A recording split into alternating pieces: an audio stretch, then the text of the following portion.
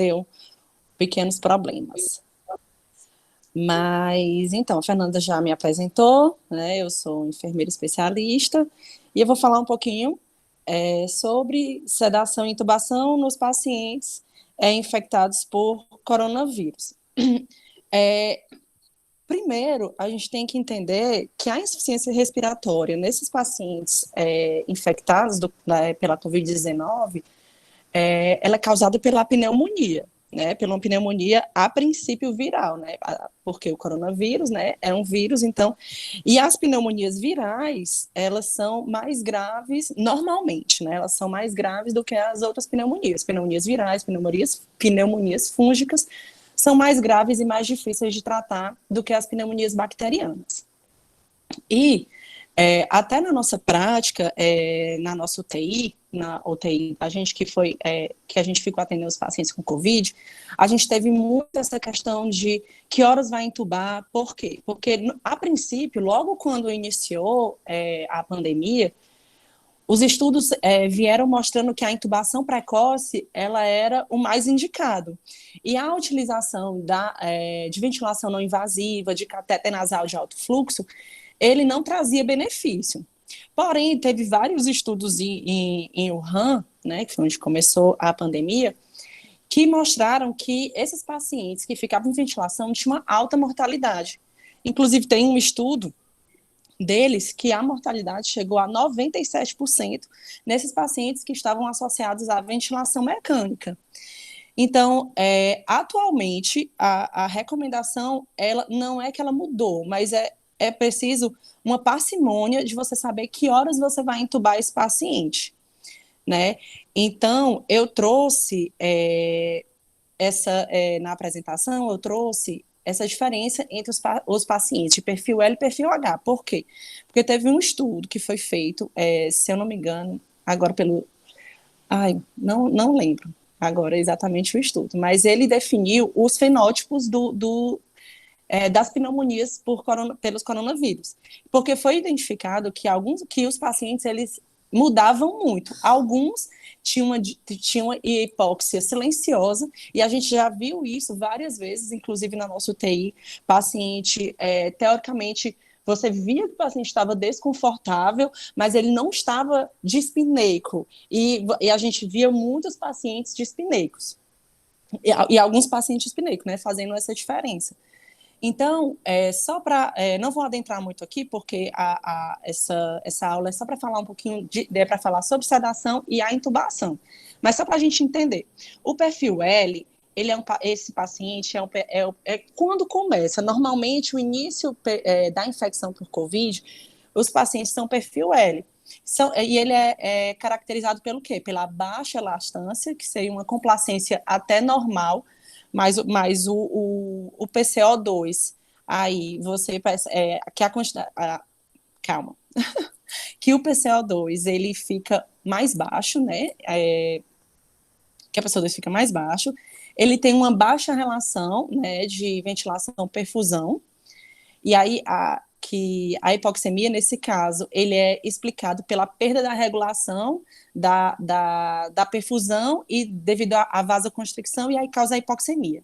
Né? O peso pulmonar, ele é reduzido, porque você percebe que nesses pacientes, a tomografia deles, eu vou até mostrar no próximo slide, a tomografia, o vidro fosco, ele está bem na periferia, né? E o edema pulmonar, ele não está presente tanto quanto no perfil H.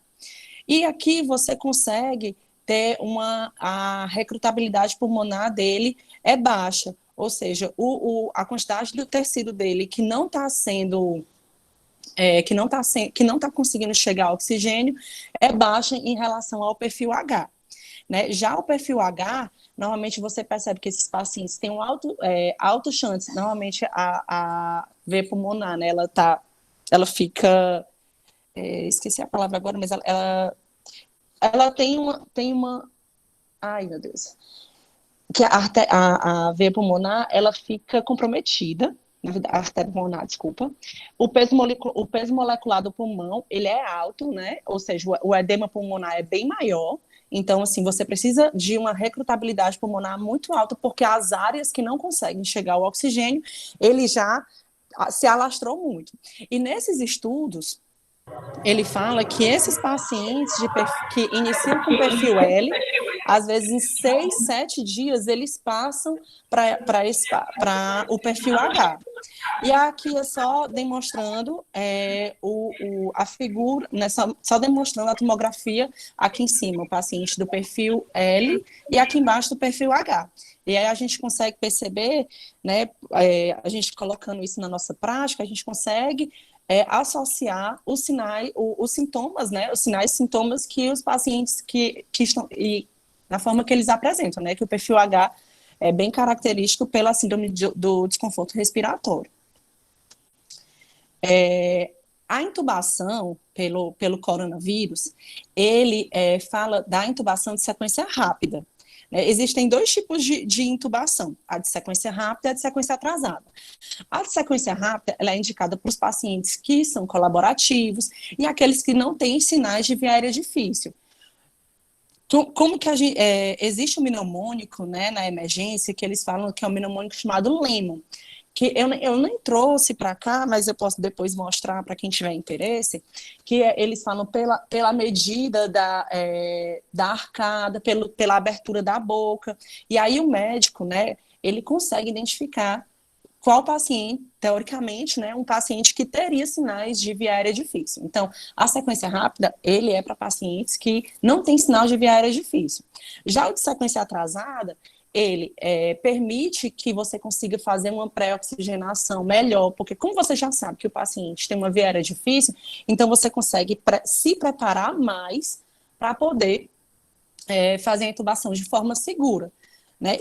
Justamente pelo quê? Que é a primeira recomendação da AMIB para fazer a intubação de sequência rápida, que ele tem que ser feito pelo médico mais experiente. Por quê?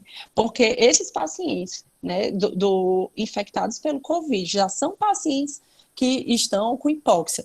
Então, se eles não conseguem intubar na primeira tentativa,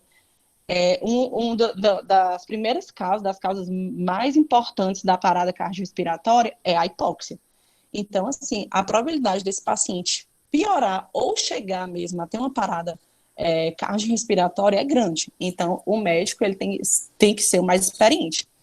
No HC, né, na UFG, quando a gente teve o treinamento de intubação, eles fizeram, se eu não me engano, foi o doutor Marciano que fez esse protocolo.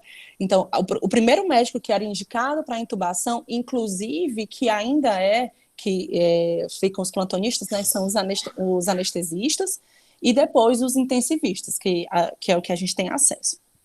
Então, tem que ser realizado pelo médico mais experiente. A pré-oxigenação, ela deve ser feita com máscara reservatório, evitar ao máximo o uso do ambu. E a máscara reservatório, é importante dizer que não precisa abrir ela até 50 mil litros, não precisa.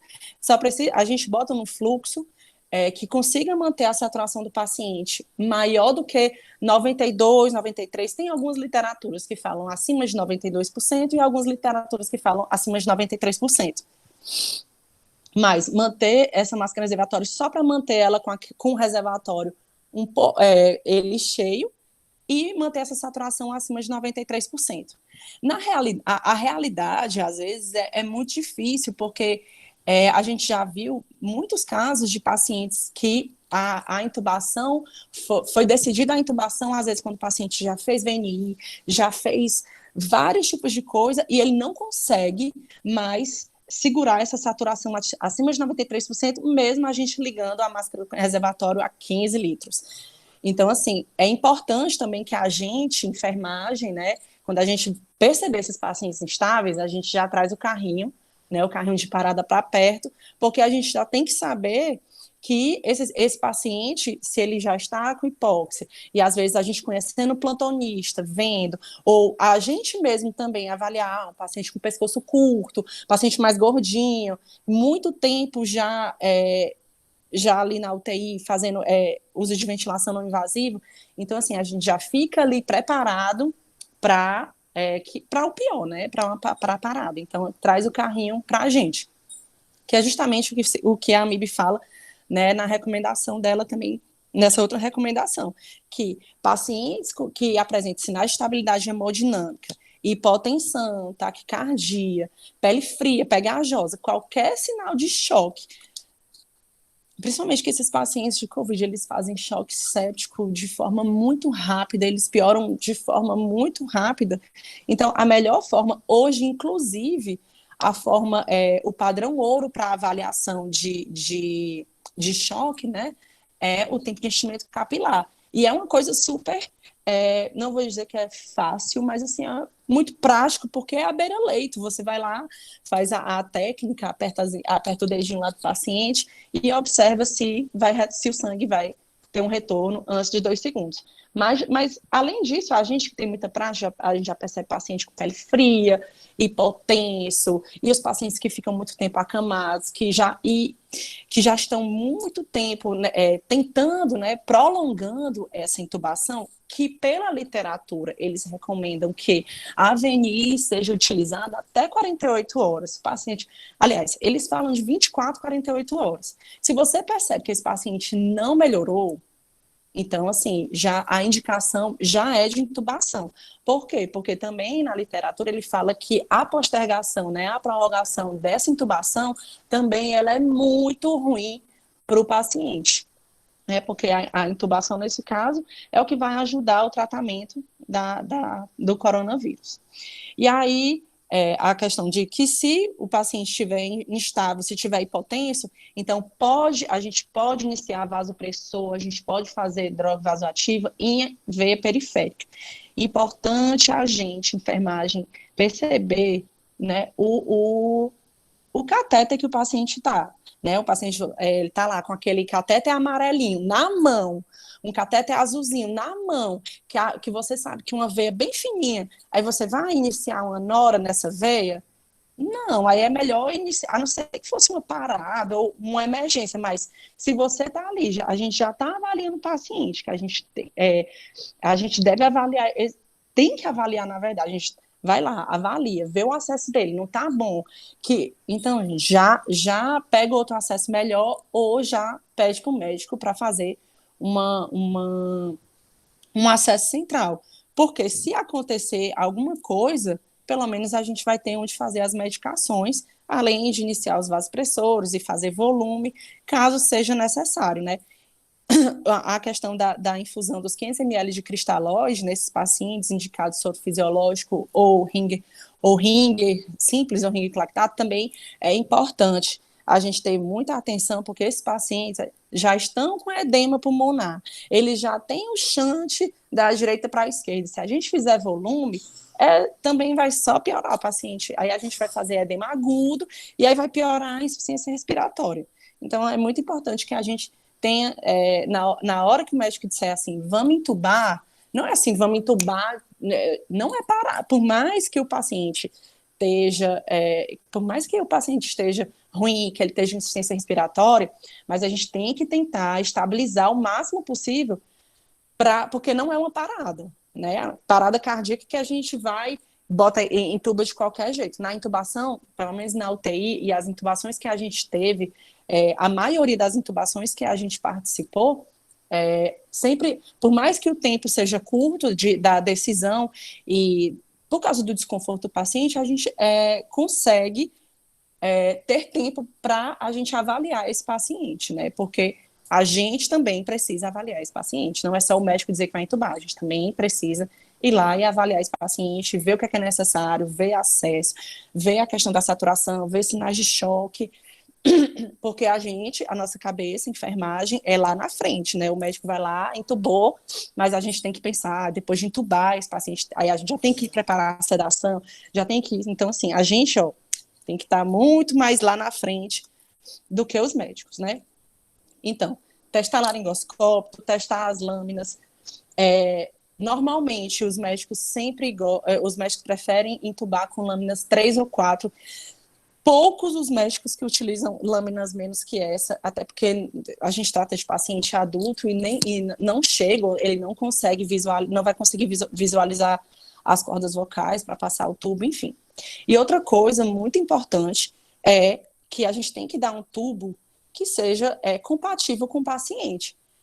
Várias vezes a gente vê tubo 7 nesses pacientes COVID, tubo 7 ou 7,5 num paciente, às vezes, enorme. Então, assim, o médico, ele não vai dizer assim, ele pode até dizer que ele quer um tubo 8 ou um tubo 8,5, mas, assim, na maioria das vezes, o tubo mais recomendado é um tubo 8, porque, assim, vai evitar de você trocar, né, vai evitar pela luz dele, você evita a troca do tubo devido rolha, devido secreções, e além disso, a questão quando a gente coloca um tubo 7, né, a gente tem que lembrar que na ventilação tem a pressão. Então, quanto menor a luz do tubo, maior a pressão que você vai precisar para fazer dessa ventilação. Então, o paciente que tem síndrome respiratória, o pulmão dele já super comprometido, você colocar um tubo 7, até para você ventilar, você conseguir fazer uma ventilação você conseguir fazer uma ventilação eficaz, você conseguir fazer uma ventilação legal, também é importante que a gente escolha um tubo adequado para aquele paciente, né? A gente evitar o tubo 7, 7,5 para realmente esses pacientes que tiver uma via aérea difícil. Eu digo 7, 7,5 normal, é o que a gente aprende na faculdade, que mulher 7,5 e homem 8. Mas não é, na prática não é assim. A maioria das vezes, a maioria dos pacientes adultos normais, eles conseguem passar um tubo 8, né? A não ser que tenha alguma estenose. Se for utilizar o fio guia, existem dois tipos de técnicas para a gente colocar o fio guia. Tem aquela técnica que foi ensinada na internet, né? Aquela que você tira tipo uma vedaçãozinha que tem na seringa de 20, e aí você coloca, acopla na saída do tubo, você colocou lá, e aí você vai passar o fio guia por dentro que ele vai ter uma bolinha, e você vai conseguir passar o fio guia por ali por dentro, porque na hora que você for tirar o fio guia, o tubo ele vai ficar clampeado, evitando a aerosolização para a gente. E também, que é o que a gente mais utiliza, porque a gente tem, né, graças a Deus a gente tem, que são as pinças, né? Então, na hora que o médico estiver retirando o fio guia, quando você começar a ver já o fim do fio guia, você já pode clampear, o tubo. E não colocar o ventilador nessa hora, porque o ventilador pode entender que o paciente já está ventilando, e aí ele vai mandar a pressão e o tubo clampeado pode até, quem sabe, graças a Deus não aconteceu, mas pode quebrar o ventilador ou acontecer alguma coisa assim. Também, antes da intubação, já montar todo o sistema fechado de aspiração. Lembrar que o sistema fechado de aspiração, ele é estéreo antes, depois ele não precisa mais a questão da gente usar luva estéreo para aspirar, porque ele é um sistema fechado. Mas na hora de montar o sistema, o sistema de aspiração, a gente manter ele estéreo, limpo, direitinho, deixar ele fechadinho. A gente também, graças a Deus, né, o HC, a gente tem o filtro EPA e a gente tem o filtro HME.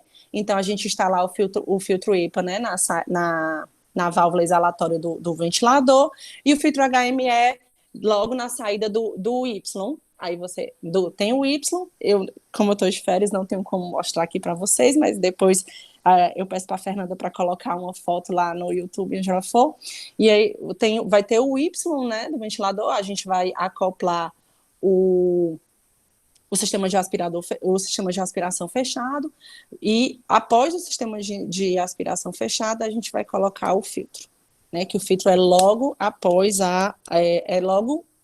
o tubo, porque ele é o que faz a umidificação do sistema, né, que a gente não utiliza umidificação ativa, a gente usa o filtro HME. E após a intubação, a AMIB, ela recomenda a não utilização da ausculta devido o risco de infecção dos profissionais. Porém, ela utiliza como primeira escolha a utilização da capnografia, né? A capnografia, como é que você vai saber que o paciente realmente foi entubado? Pelas ondas. né? A onda da capnografia, ela vai ficar bem, eu não lembro agora a palavra, mas ela fica uma onda bem, bem onduladinha, como se fosse até, quando a gente vai olhar as ondas, as curvas, né, no ventilador, ela lembra ela lembra a onda de pressão lá em cima, mas de uma forma assim, só que ela é menor.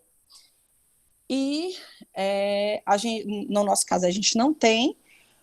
Lá na gente, o médico usa o olhômetro, né? Ver se está ok.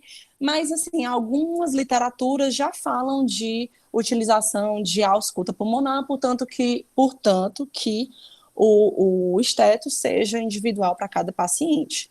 Né? Eu acredito que, por mais que seja uma recomendação da MIB, mas como a gente está falando aqui de HC, de UFG, a gente utiliza lá a ausculta.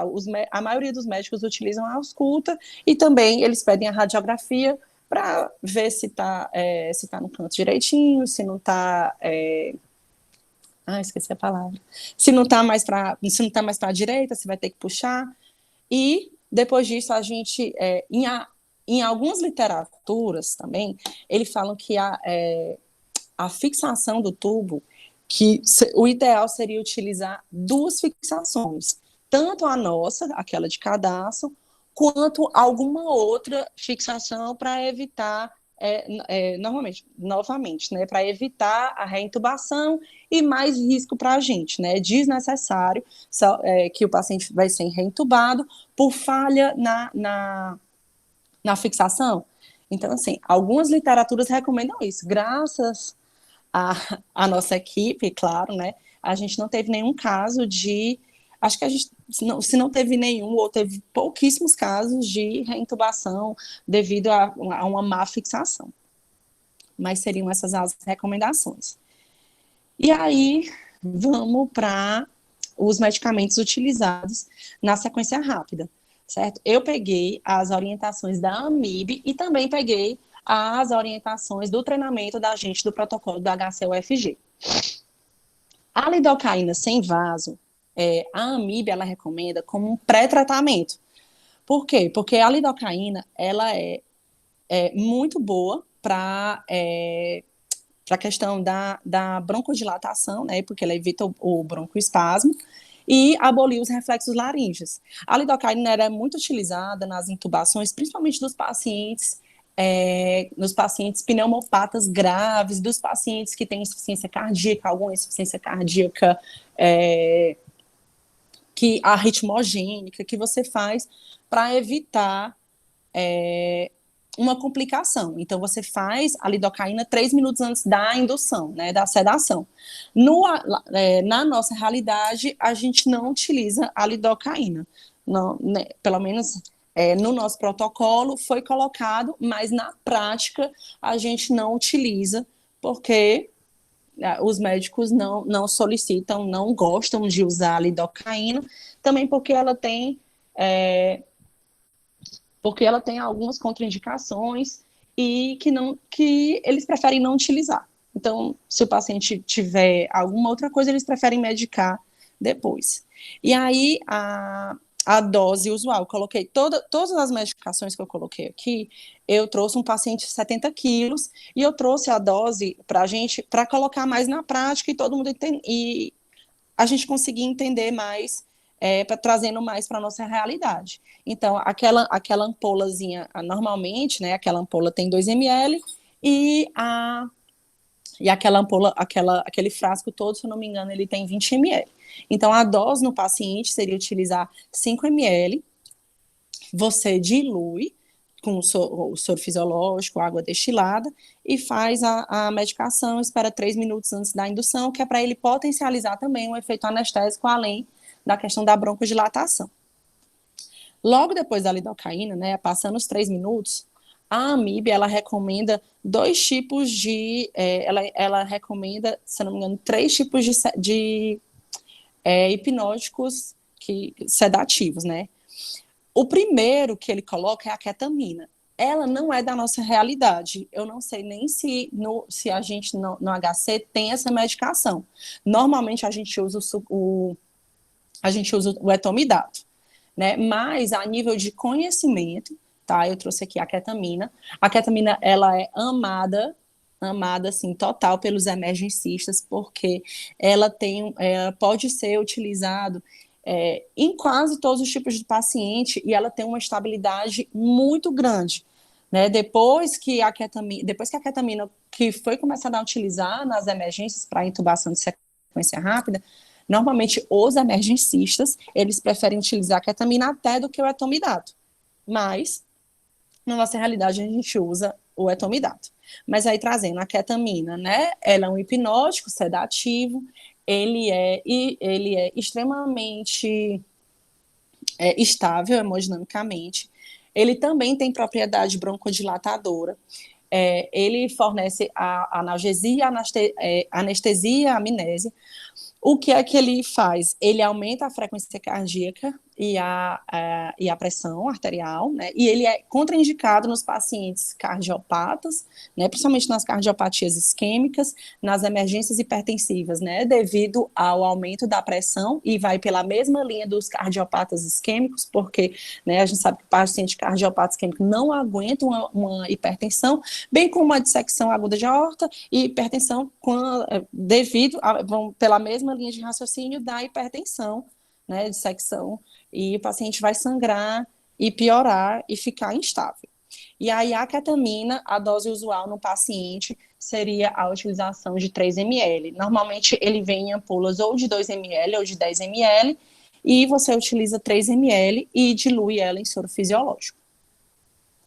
O etomidato é a droga que nós, né, o FG, utilizamos, né? O etomidato, ele vem numa ampola de 10, não precisa diluir, ele já vem pronto para usar. Nos pacientes de 70 quilos, normalmente a maioria dos médicos vai pedir para utilizar a ampola toda. Ela é numa dose de 0,3 miligramas por quilo, e a ampola tem 20 miligramas, ou seja, um paciente de 60 quilos teria que utilizar, daria o quê? 60 quilos daria a 18 miligramas, não é isso? 1,8 miligramas. Ai, meu Deus, calma. 18 miligramas. Isso, 18 miligramas. E aí ele teria que usar 8 ml. E ele não vai usar 8 ml, não. Ai, minha gente, perdi as contas. Mas, enfim, normalmente, esses pacientes acima de 60 quilos, acima de 50 quilos, pacientes adultos, eles vão pedir para utilizar a ampola toda. Só não vão pedir para utilizar a ampola toda quando é aquelas pacientes que são bem raquíticas, 40 quilos, 50 quilos, aquelas pacientes bem magrinhas, que já estão bem debilitadas. Aí eles não gostam de usar a ampola toda de etomidato, porque pode causar uma parada cardiorrespiratória nesse tipo de paciente. O etomidato, diferente da ketamina, ele não possui efeito analgésico, ele é só sedativo, e ele só tem uma contraindicação, que é no estado de mal epiléptico. O midazolam também, a Amib traz ele como uma medicação sedativa para intubação de sequência rápida. Na prática, nós sabemos que é quase raro, para não dizer quase nada, alguém que pede midazolam para intubar. Acontece? Acontece.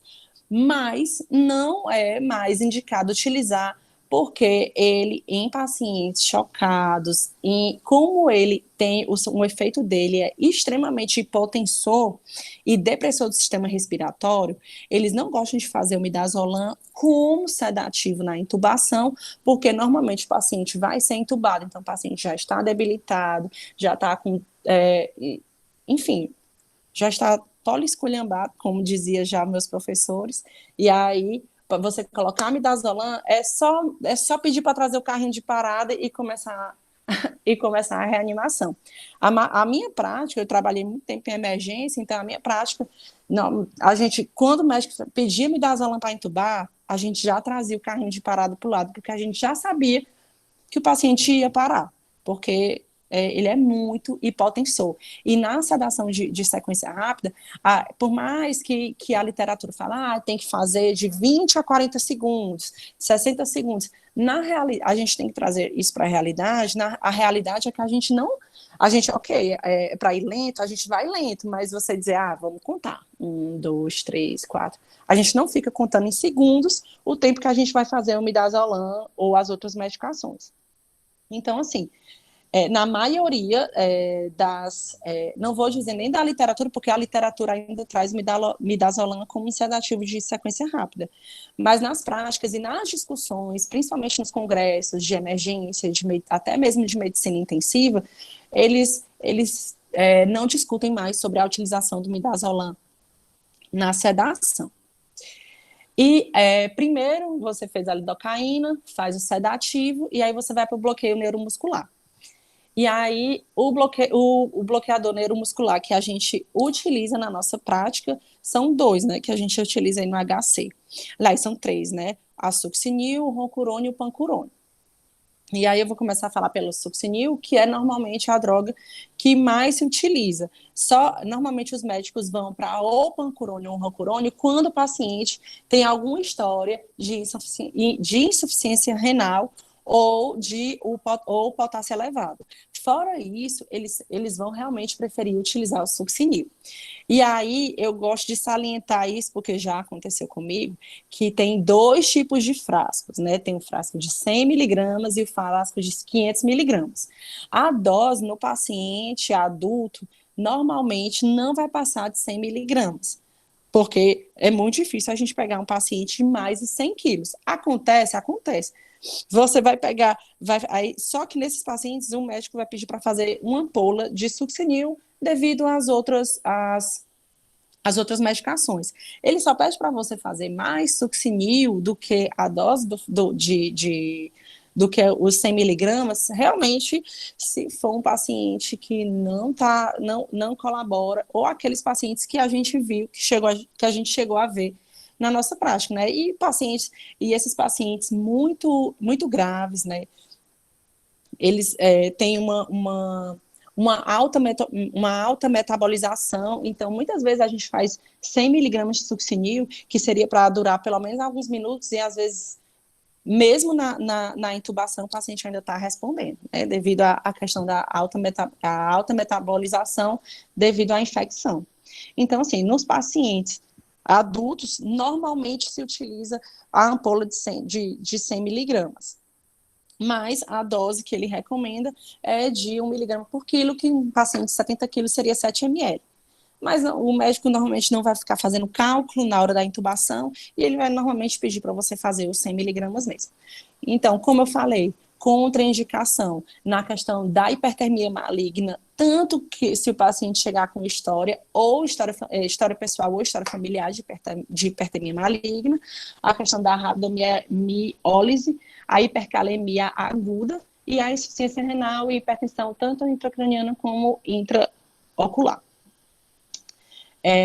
O roncorônio, ele é o medicamento que a AMIB recomenda, tá, que seja utilizado esse bloqueador neuromuscular, porque a recomendação dele maior do roncorônio, porque ele tem um antagonista, né, que é o Sugamadex. Eu não ouvi falar, acho que a gente nunca precisou utilizar lá no HC, não sei se tem essa medicação, mas é importante a gente saber que paciente foi feito roncorônio, né, a dose dele, normalmente paciente de 70 quilos, é de 8 ml, porque ele tem uma dose parecida com a do atomidato, né? Só que a dose dele é de 1,2 miligrama quilo e do atomidato 1 miligrama quilo. E aí, na prática mesmo, é utilizado o roncorônio quando você não utiliza o succinil. Porém, a AMIB recomenda o roncorônio para a utilização como droga de escolha, porque se a intubação falha, você consegue fazer essa medicação e aí o paciente ele vai acordar e você vai conseguir, teoricamente, ventilar esse paciente. Então, por isso que a AMIB traz o roncorônio, a preferência do roncorônio do que o etomidato. E a intubação, sobre a intubação foi isso. Eu trouxe mais sobre a intubação de sequência rápida e pronto, trouxe as medicações, o que a gente faz, e seria isso da intubação. Alguém tem alguma dúvida, tem alguma coisa para